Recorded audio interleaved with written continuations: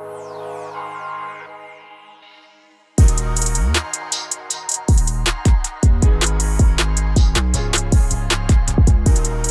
Jordan. What's up, Michael? Back away from the undisclosed location in the official podcasting studio.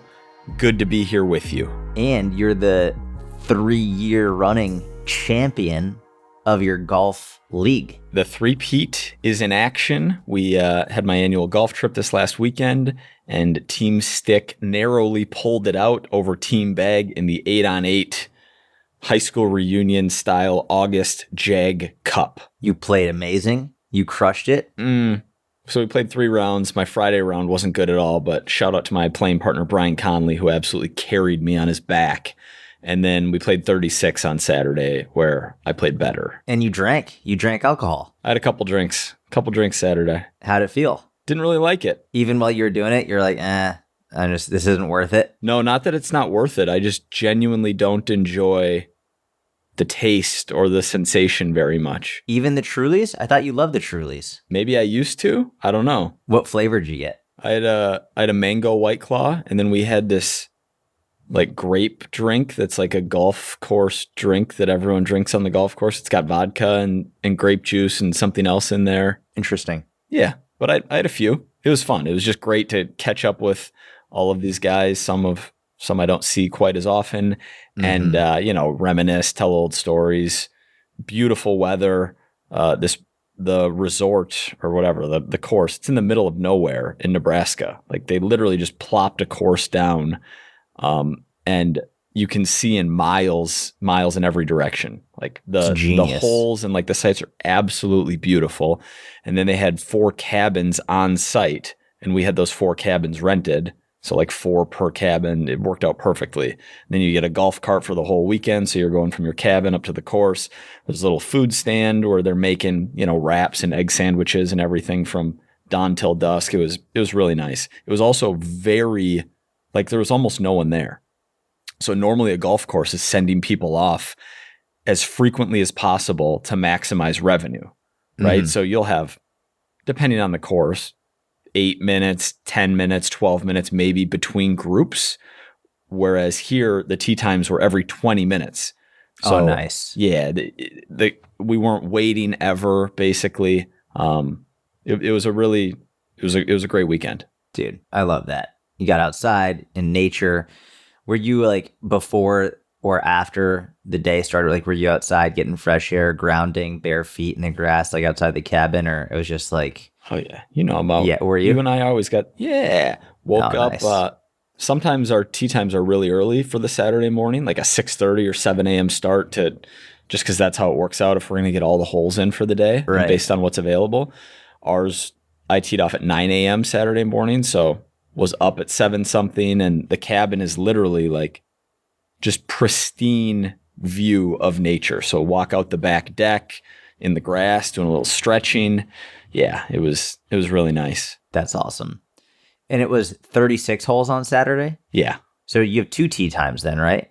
Yeah. So 9 and 240. Are you sore? That's a lot of rotation. Only my right inside of my elbow, like a little golfer's elbow, but oh, interesting.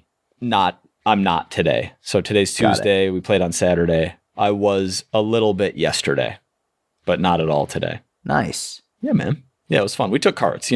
Walking 36 is a very different experience. Oh, yeah, you would yeah, I mean, walking would have been crazy. Brutal, yeah.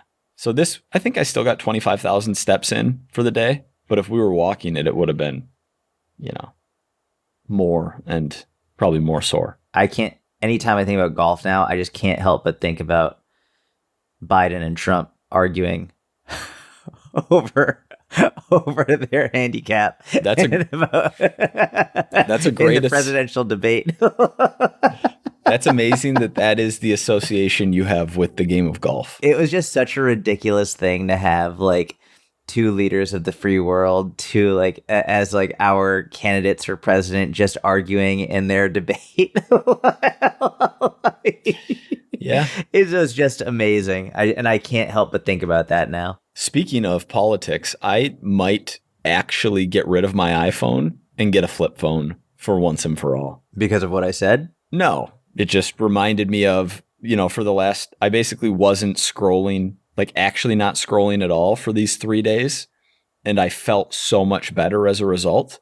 And then get back in my day to day. And when there's downtime in the day by myself, you just pull the phone out almost instinctively and you're scrolling. And the difference is,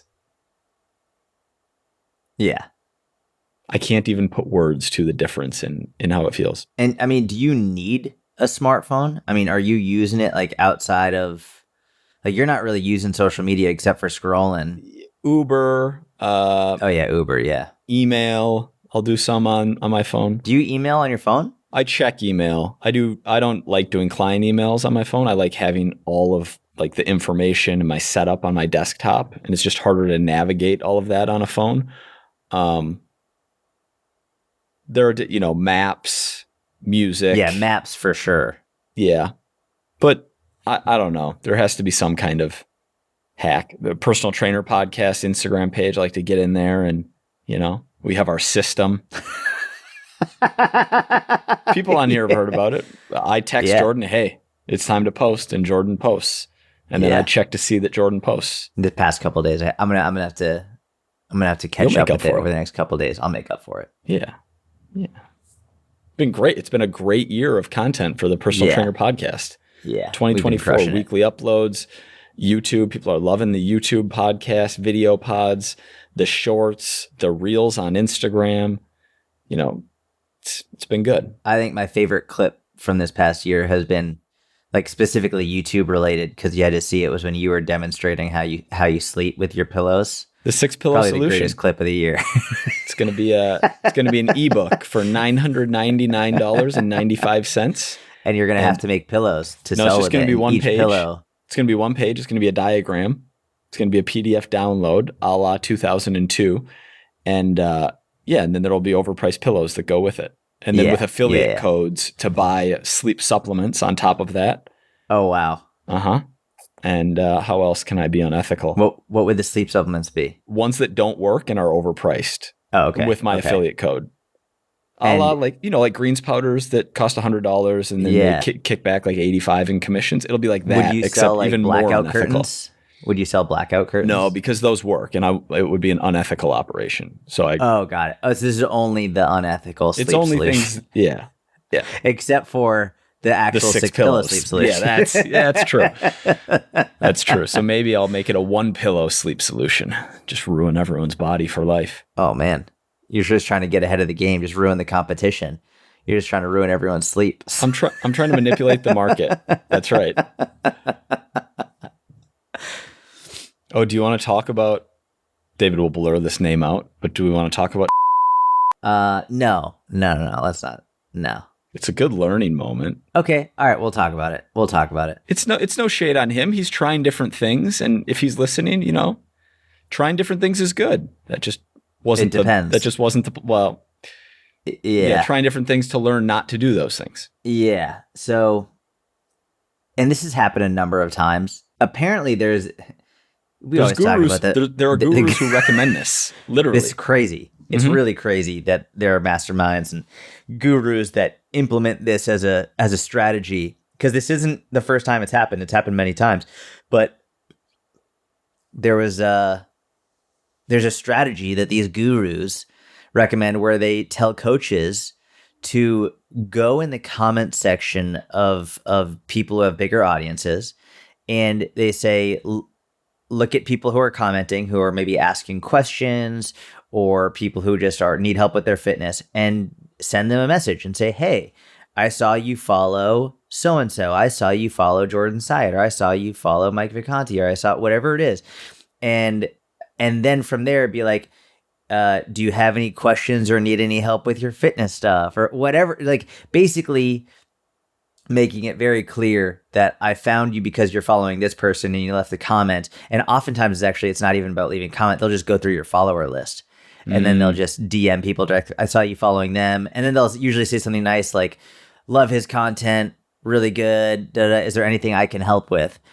And this happens pretty frequently. And my followers will DM me screenshots and they'll be like, just so you know, like this person is reaching out to me. I'm imagining they're probably reaching out to a bunch of your followers. And usually they'll come in in handfuls where I'll get like 3 to 10 messages from people being like, this person sent me this person sent me this.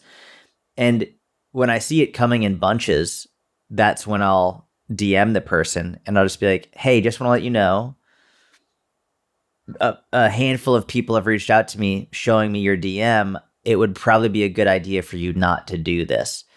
And I've never had a single person react poorly to it. I've only had people like get embarrassed.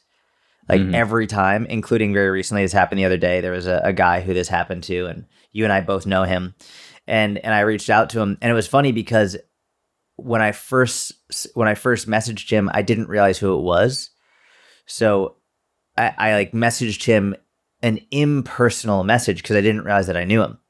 And then I looked at his profile. I was like, oh my gosh, I know who this is. So then I like deleted it and wrote him a more personal message being like, hey brother, hope you're well. Just want to let you know. Did he see the first one?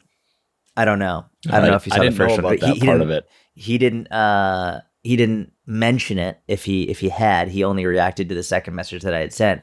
But either way, it's a horrible strategy. It's a terrible, terrible, terrible, terrible strategy. And I don't know who out there is recommending this. I don't know which gurus are out there recommending this, but I think it's one of those gurus who's charging like $8,000 to join their program. And then they're not even the ones running it. It's like there are other people running the program. And the old high ticket business coaching bait and switch. I don't get it. I don't understand why anyone would think that's a good idea. And anytime I had one interaction with a young woman who did this once, and she was so embarrassed. She was like, I'm so sorry. Like, I should have known better. And I don't get mad at all. I'm like, listen, I get it. And I send voice memos. I'm like, I understand you're just taking the advice of someone else. But like, the way I always frame it is like, put yourself in the consumer's shoes.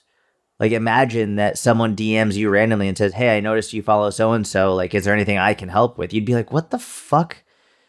There's no way you would be happy about that message. And you'd probably just block them immediately. You wouldn't be like, oh, I'm so glad you messaged me. I actually do have a question for someone that I have zero connections with whatsoever.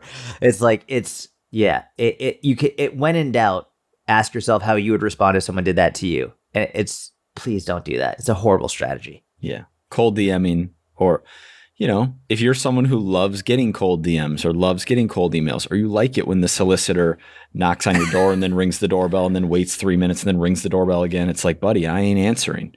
Like, if you like that, then maybe that is an approach that you could implement. But I'm guessing 99.9% of us don't like it when that happens to us. I feel like the only people who like that are just like, I'm imagining it's I don't like, think anyone likes it.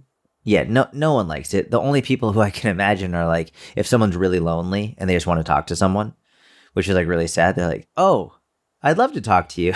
But like, they're not going to buy anything. They just want someone to talk to because they're at home and lonely. Yeah. It's, But no one who's like looking to buy something enjoys that. No. It takes away the most important part of purchasing, which is a connection. Mm-hmm. It's a personal connection. It's, not good. Well, especially something like fitness coaching, where it's not like you're selling a set of steak knives and you're never going to see them again. The foundation for what is going to be a real relationship needs to be some kind of connection. Correct. And that person engaging with your content or following the advice and education that you're putting out for free for years, and getting to know you as a person and understanding your methods and ideology, and like, that is what forms a great foundation for working with someone, rather than spraying cold DMs at, oh, I see you follow Jordan. Yeah. Yeah. That shotgun approach, just send out 100 messages and see how many reply. Yeah. Yeah. There's because that takes a lot of time, even if you're just copy and pasting, which I know you're copy and pasting. I know for a fact you're not writing individual messages to people. You're copy and pasting. If you spent that amount of time making an amazing piece of content, it'd be so much better. Mm-hmm. It would be so much better for you, for your brand. Like, it would be an infinitely better use of time than just cold DMing people. You know what? Since we're on the topic, you actually sent me a sponsored swipe post off of Instagram that was like a high ticket guru. Oh my gosh, I and forgot you said about you were like, that. do you want to talk about this on the podcast? Do you, like, now would be the time if we want to do that. Okay, this post is so bad. It's so unbelievably bad. Okay, so I'm going to read it out loud, and I'm not going to say the guy's name. Are we going to read the whole thing? Because it's very long. I mean, we can start, but I envisioned us reading it out loud, and then I started to do it, and take it from the top. We'll see. Okay, well, all right, here we go. And this is a swipe post. It's a sponsored post, I believe. He says, I took a brand new coaching business from 0 to 200,000 a month in less than 1 year. Okay, so that's his hook to get people interested. First of all, no, you didn't. No, you didn't. But let's just keep reading. And he said, I didn't get there by posting content every day, creating a Facebook group, running a webinar. Let me jump in real quick. 200,000 a month. A month. Not 200,000 a year. 200,000 a month. A month. Yeah. I didn't get it by posting content. I didn't get it by doing a Facebook group or running a webinar, going viral, using Facebook ads, using YouTube ads, or cold outreach. So none of these things. I got there with one simple funnel, a funnel that I'd never heard of, even after spending over $300,000 on what I thought was the best masterminds, coaches, courses, ads, and programs out there. Okay, so this is something that doesn't make sense to me. What he's saying is he's never heard of this before. And by the way, for him to spend over $300,000 on masterminds and courses and ads and programs, like, dude, I don't know many people who have spent $300,000 on that stuff. Like, that is insane amounts of money to spend on masterminds and coaches and courses. I would love to get an itemized list of all of his spending for this stuff, because there's, number one, I think he's lying. Number two, it's like, I don't think that it's true at all. And my, the first page is obviously 200K a month from nothing. And I didn't do it by doing all these common things that people do. But then when I read, I got there with one simple funnel, my spidey senses of like the 2009 long form sales copy just start ringing. The 09 supplement sales pages that are remember Mike Chang, 6-pack abs? Yeah. Like this one simple trick to get 6-pack abs. Okay, I'll let you continue. It gets even better. I call it the spider web funnel. Want to see how it works. He goes, and then he says this. He says, every day we work with coaches. Every day we work with coaches who are just starting out, or they're at 10,000 to 30,000 per month.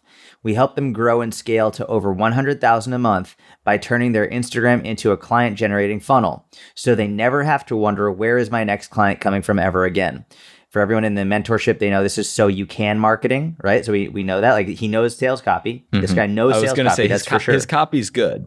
Yes, his copy is good. But now we're going to go to the next slide. And this is when I saw this, I immediately had to text you and send it to you because it doesn't make sense. At first, he says, every day we work with coaches who are just starting out, or they're at 10,000 to 30,000 per month. The next slide, he says, we work with two different types of coaches. Coaches doing 10K a month already and wanting to scale, or existing business owners that have the capital to invest in their coaching offer. So you don't work with beginner coaches who are just starting out. Well, and then he wrote, all caps, we do not work with newbies or people that are afraid to invest, which is just it's so slimy. It's such like, I only want motivated clients, not unmotivated clients. The first thing he said is, we took someone who's brand new from 0 a month it's contradicting. to 200,000 a month. And then he says, we don't work with brand newbies and we don't work with people it's the entire thing is contradictory. So while he actually does have skills as a copywriter, his lies are coming through over and over and over again. Yeah. It's just... Yeah. Or unless he means by 0, he means bringing people from in-person to online, existing business owners that have capital to invest in their coaching offer. Yeah. It just doesn't make sense at all. And this absolutely infuriated me. The thing is, he tells you in the beginning that we're about to learn about this one simple funnel, the spiderweb funnel. And I'm like, all right, what's the spiderweb funnel? And you just keep scrolling. And it's more sales, and he's not actually telling you what it is. And then you have to DM to find out what it is. And then you're going to have to join and pay whatever to find out what it is. And here's the most important thing. Regardless of what this funnel is, you still need to get people in the funnel.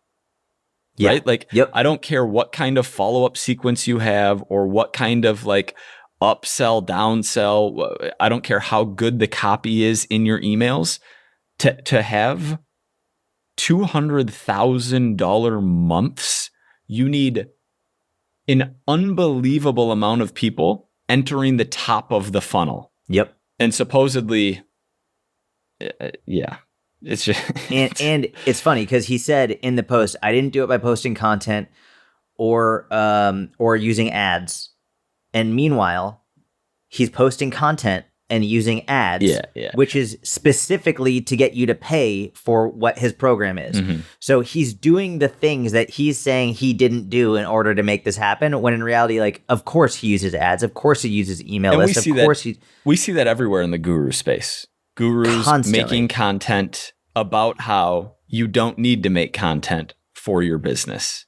Yeah. But even further than that, like, we all know that you need attention to sell. Like, otherwise, who are you going to sell to if you don't have any attention? How are you generating attention without paid or organic reach?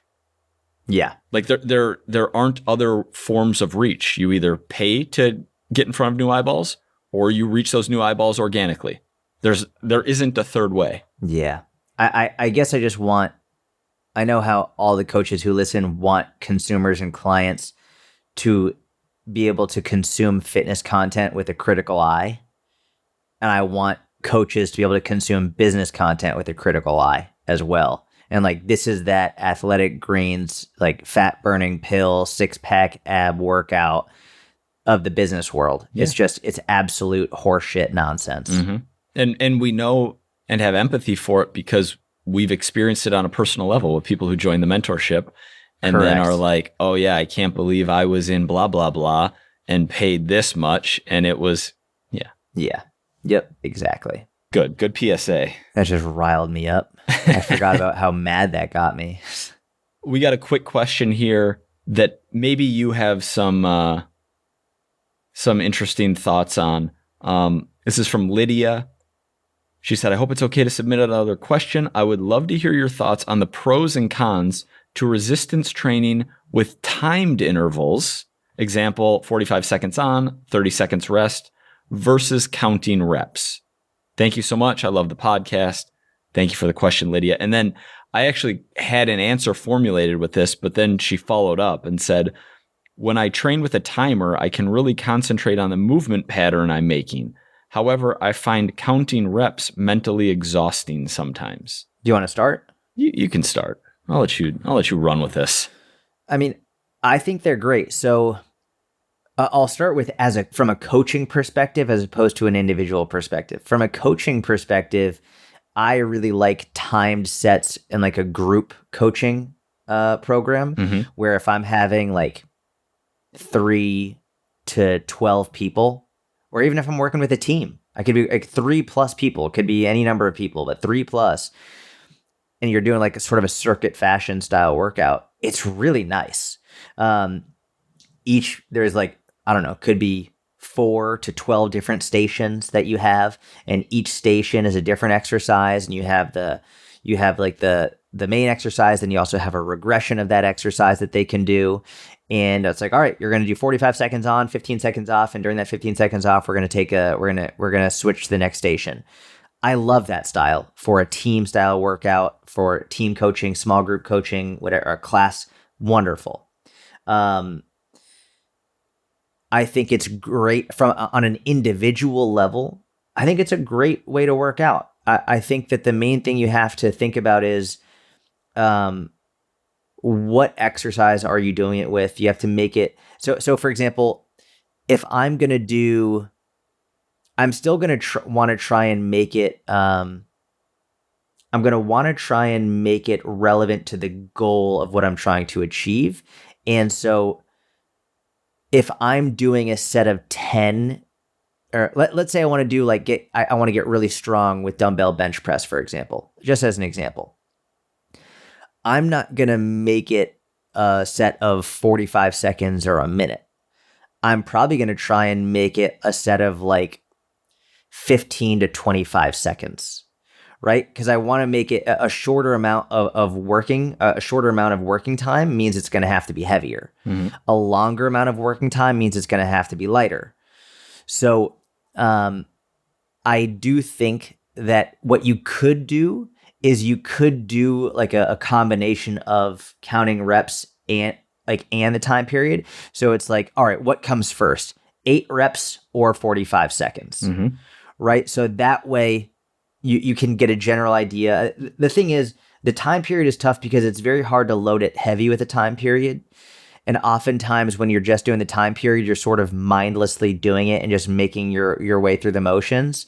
And that sort of sounds like what's going on here, where it's like the counting reps can get a little bit mentally exhausting.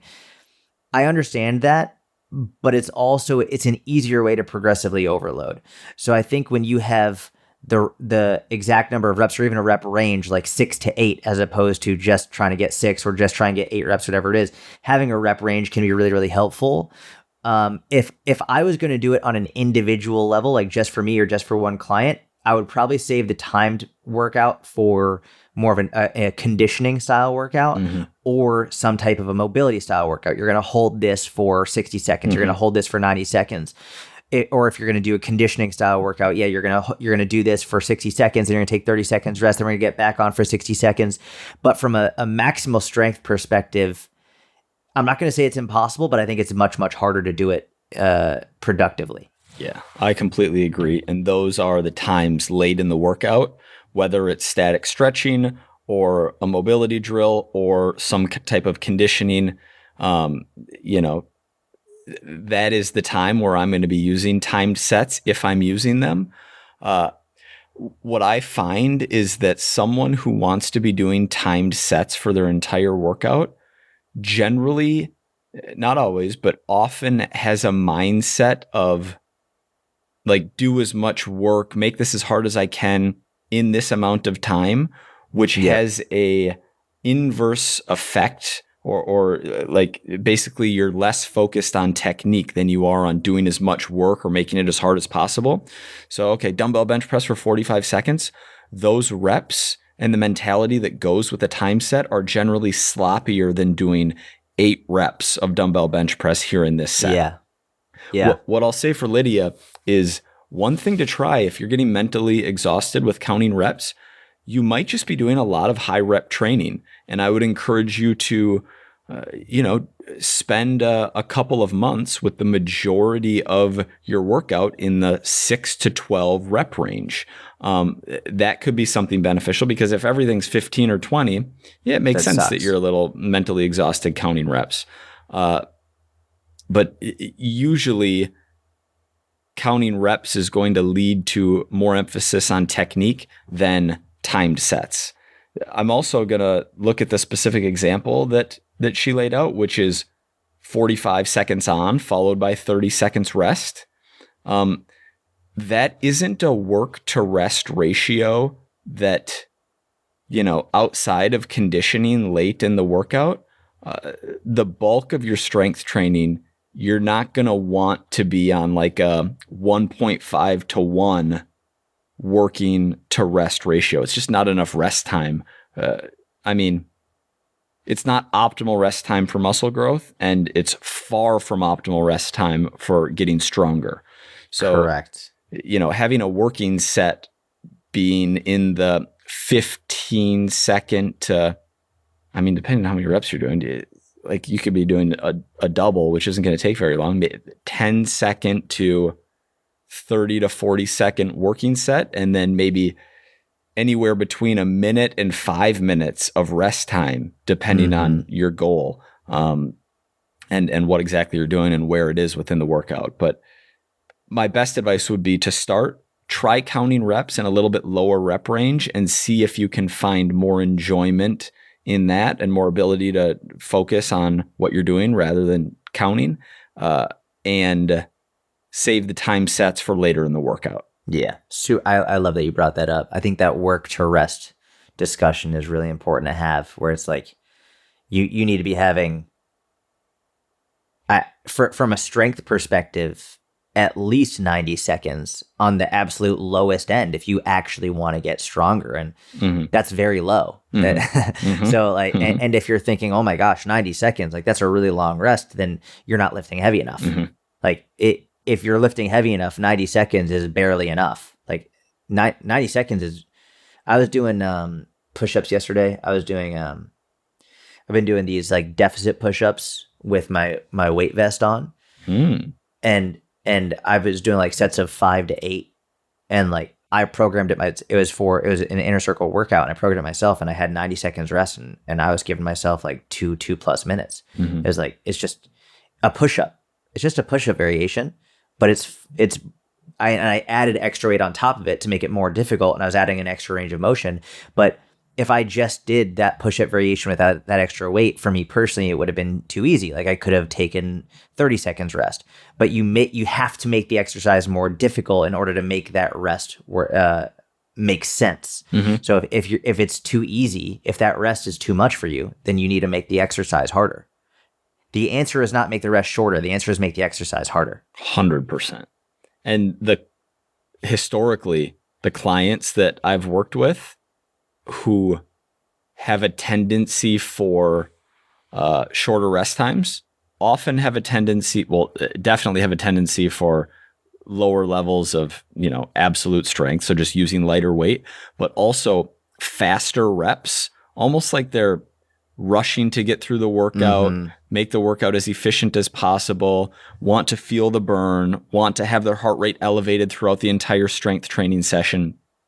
It's actually a very difficult client to work with because it's hard to break them out of that mindset of, feel the burn, get through this, high efficiency workouts compared to, all right, we're going to do half the number of sets that you're used to.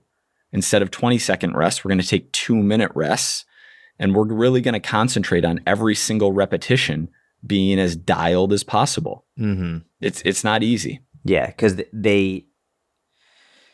on paper, it doesn't look as complex, or it doesn't look as hard. It doesn't look as hard. As fat burning, if they're in that mindset. Yeah, exactly. Yeah.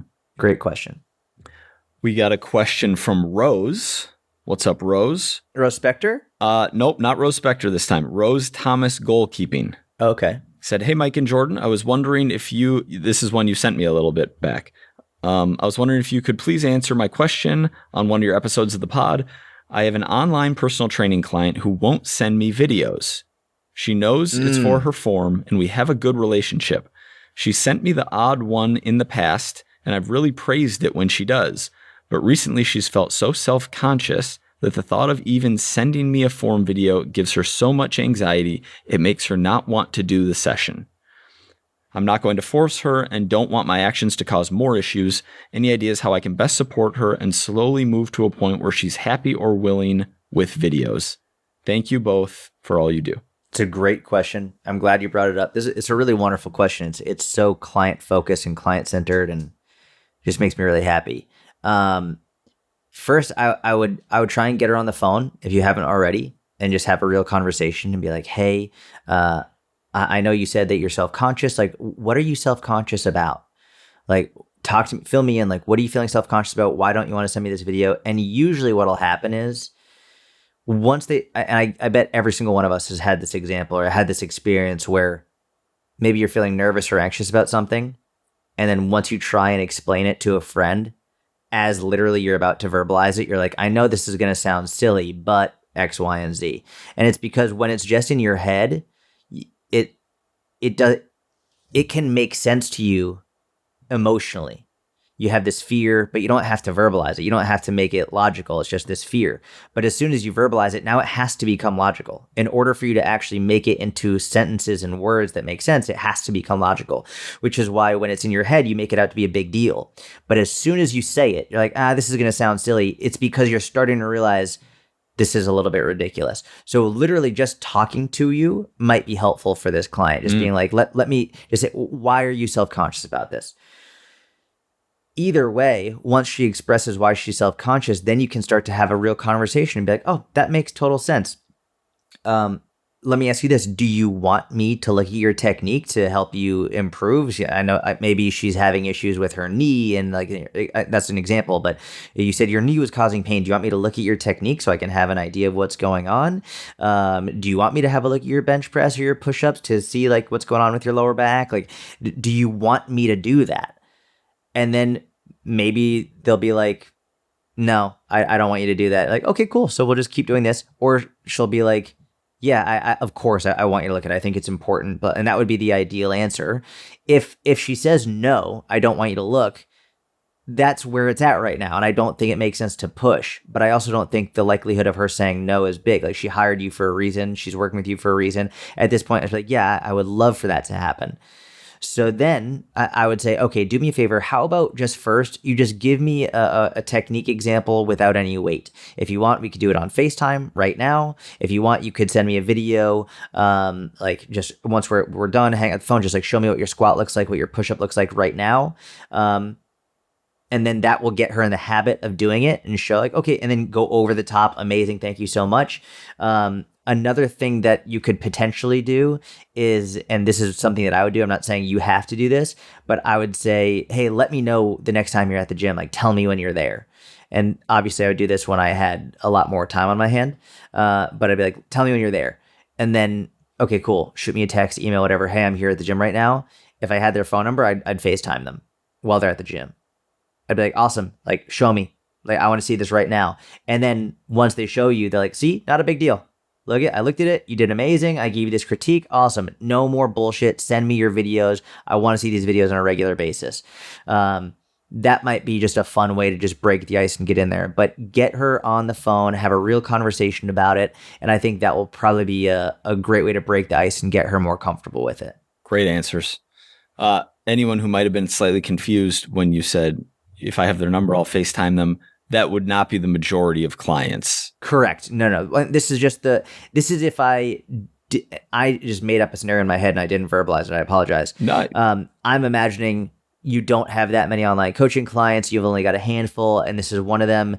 If you've got 40 or 50 online coaching clients and they don't have your number, don't do that. You can do a Zoom call if you want, but just solidifying that you don't want to be running communication through text, but email Correct. Makes much more sense. Yeah. Email makes much more. Thank you for clarifying that. I literally made that entire example up in my head and I just didn't clarify it. If you're early on in your online coaching career, you don't have that many clients, you have like a handful, fine, you can do text, but strongly recommend doing it via email, even from an early stage, just to solidify those systems and get people understanding that they can't be texting you at 2 a.m. asking you about fucking food choices and stuff. That's just not appropriate. So yeah. But definitely email, Zoom calls, that stuff would be much more efficient and better from a systems perspective. Hey, Jordan, what's up, bro? It's 2 a.m. I'm looking for a midnight snack. What's a good option? Do you think I'm really drunk? What do you think I should eat?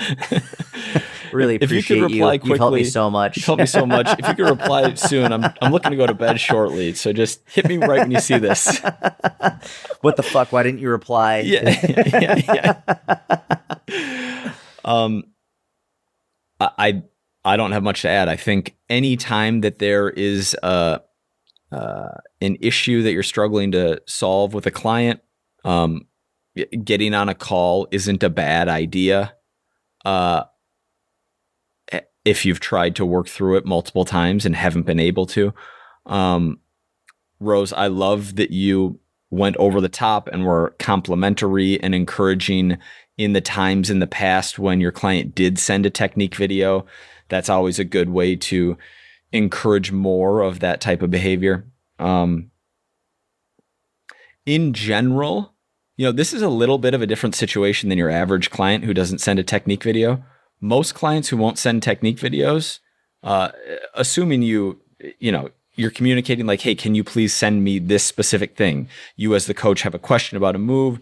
They were saying, oh, this and my knee and this doesn't feel right. Cool. I need a technique video on this movement.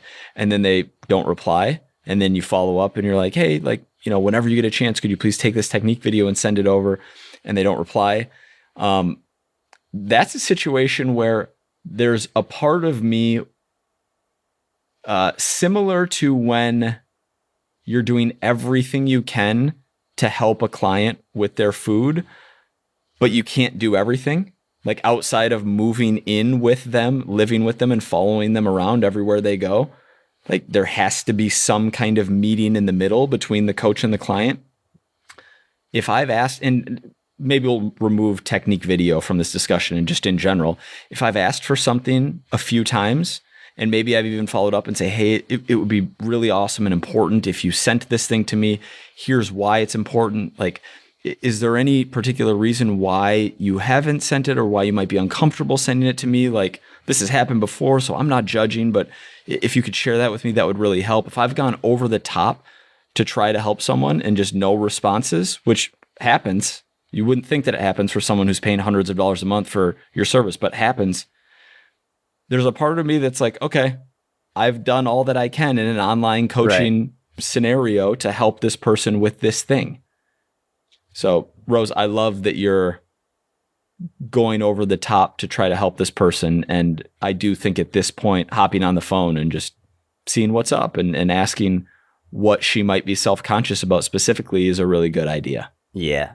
One thing I'll add on top of it is it's very helpful to, and I know, Rose, you said like she used to send them and now she doesn't. So this is a little bit of a different example, but I think many coaches struggle to get them, period. Yeah. And they make the mistake of early on, they send the first program, like the very first program, before they get everything they need.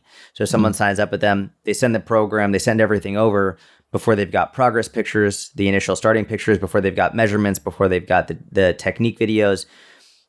Do not send their first program until you have everything you need. And there were many times when I was doing one-on-one coaching where I would have everything done. I'd have their program ready to go. Everything would be ready. And they'd be like, hey, like, when are you sending the program? I'd be like, hey, it's all done. Before I can send it to you, I need you to do what I told you to, which is send me your technique videos, squat, bench, deadlift, push up, chin up, whatever it is, whatever you're requiring of them, front view, side view, and I need this, and I need this, and I need this. And then, oh, shoot, sorry, I'll get on that. Boom, then they send it over. But if you send it over before they have gotten everything to you, they have no incentive to do that. Mm-hmm. They've essentially learned that they can do what they want to do, and you'll just send the program. And for whatever it's worth, it's important to have those videos before you send the final program, because you can design the program and what you think, but once you actually get the videos, you can assess their weaknesses, their compensations. You can actually, that's how you can start to individualize it to them. It's like, it's hard to individualize it if you've never seen them move. Like, there would be certain notes that I would put into the program based on their squat or their deadlifts or whatever it is, being like, hey, like, I saw in your technique video, you pitched forward during your deadlift. So let's make sure we do X, Y, and Z. You can't do that if you don't have those videos. Like, I need this in order to design your program as personally for you as possible. Yeah. So do not send that first program. Now, when you were coaching, you were having people send big 3 before they started because you were doing a lot of powerlifting and strength training style. Now I wouldn't have, they wouldn't make them send me those, unless I would basically say, like, what are the 3 most important lifts that you want to work on? And if they were like Bulgarian split squats or whatever, send me a body weight squat if it's someone who you think that might. Exactly. Yeah. And I would say, send me the big 3 and any other thing. So oftentimes it'd be chin ups and push ups and lunges. Some people would be like, I just want squat or just want deadlift or whatever. It just depends on the person. But I would like to have at least 3 movement patterns so I could get a better gauge on how they move. And the other thing I would say is, as you progress through the coaching process, if they become a great client and you know that their technique is good, and like, you don't need to be holding back their programs before you get their fucking monthly videos. Like, it's a client by client basis, right? You don't have to be like, listen, Charles, like, I know you've been working with me for a year and a half, but you didn't send me your fucking things this week, so I'm not sending you your next like, listen, it's fine. You don't need to do that. It's mainly for the first program. 100%. And that's like, progress pictures are a great example because, and we got to wrap here. We're jumping on a Q&A in 4 minutes here with the mentorship, but with progress pictures, if you don't get them at the start of coaching, you're going to have a really, really, really hard time ever getting them. And 1 in 30 clients will not send maybe 1 in 100, not send progress picture at the beginning and then say, hey, where's my program? It's like 1 in 30 for sure. You think it's one? It depends on the population, but yes, it happens, and maybe even 1 in 15, depending on the population. If they're like really self-conscious of where they're beginning. Yes, that's exactly right. But to the point that you just made, it's much more relevant and important at the beginning of the journey. You know, you're in month number 6 and they didn't send you something that you asked for. You're still giving them their new training program. And with a reminder, like, hey, by the way, like I would love to see updated progress pictures. And we run things a little bit, or did run things a little bit differently, I think, where you were having progress pictures sent at a specific interval, like once a month, I believe. Yep. Whereas I'm only asking for progress pictures on an as needed basis. If I see something, all right, like weight versus measurements, like this doesn't really make sense. Is there body recomposition going on? Like, hey, could you send over some progress pictures? Like that's going to help me figure out where we're at here. Yeah, that makes sense. And also, like, if they're not sending their nutrition information and all of that, and you keep reminding them, and then they aren't doing it, but then one day they're like, why aren't I making progress? That's when you as the coach can be like, how am I supposed to know? Like, you haven't sent me your nutrition information for the last 6 weeks. Yeah. I don't know what you've been doing. Yeah. If you want my input and advice, you need to do your part in this, which is inform me of what you're doing. And that's such a great point. That's the time to bring it up, and when you can start habit change. And the same with a technique video. It's like, like my low back really hurts on these. It's like, oh, you mean the bent over rows that I asked for a technique video twice on and you never sent it to me? Like, I wouldn't say that, but like, oh, well, hey, you know, what really helps in a situation like this is if you send me a technique video of you doing that exercise. So could you send that over? Yeah. All right, we actually have to jump on now. I got to pee too. Thank you for listening. Please leave a 5-star review. We love you. We appreciate you. Have a wonderful, wonderful week. Thank you for the questions. To everyone who asked questions, please send us more questions to the email. We got the email in the show notes or to our Instagram. Either one, send them over. At Personal Trainer Podcast is the Instagram. That's it. Have a wonderful week. See you next week.